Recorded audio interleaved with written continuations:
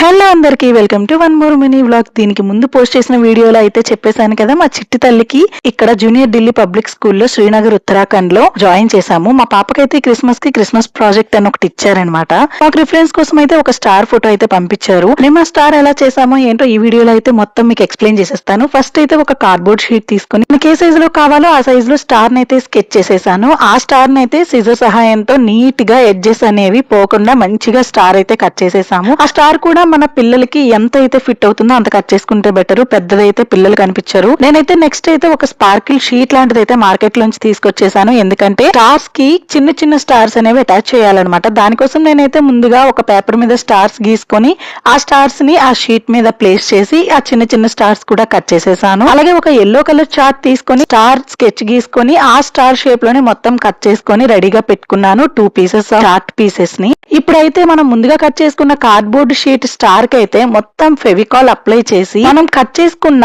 Chart star అయితే దాని మీద పేస్ట్ చేసేసాను. దాని తర్వాత అయితే నేనైతే ఒక ఎల్లో కలర్ మంచి రిబ్బన్ అయితే తీసుకొచ్చేసాను. ఎందుకంటే పిల్లలకి స్టార్ వేసుకోవడానికి రిబ్బన్ ఉండాలి. సో ఈ స్టార్ అయితే మధ్యలో హోల్ పెట్టుకోవడానికి స్కెచ్ గీసి దాని చుట్టూ కూడా 4 కార్నర్స్ లో హోల్స్ అయితే పెట్టేసి 4 రిబ్బన్ పీసెస్ ని కూడా 4 కార్నర్స్ లో మొత్తంగా ఇటు నుంచి అటు తీసుకొని స్టిక్ చేసేసేయాలి స్టార్ కి. ఫెవికాల్ తో స్టిక్ చేసినా కూడా అవి ఊడిపోయే ఛాన్స్ ఉంటుంది కాబట్టి ఏం చేయాలంటే ఫెవికాల్ తో స్టిక్ చేసేసిన తర్వాత ఒక ప్లాస్టర్ కూడా వేసుకుంటే మనకి ఫిట్ గా ఉంటాయి. ఇక స్టార్ మధ్యలో హోల్ కోసం చార్ట్ ని కట్ చేసే కన్నా ఇలా చార్ట్ పీసెస్ ని బ్యాక్ సైడ్ కి బెండ్ చేసుకుంటే మనకి షేప్ అనేది చాలా నీట్ గా కనిపిస్తుంది. ఒక్కసారి బెండ్ చేసుకున్న తర్వాత ఎడ్జెస్ ని కూడా గ్లూ తో బెండ్ చేసేసుకోవాలి.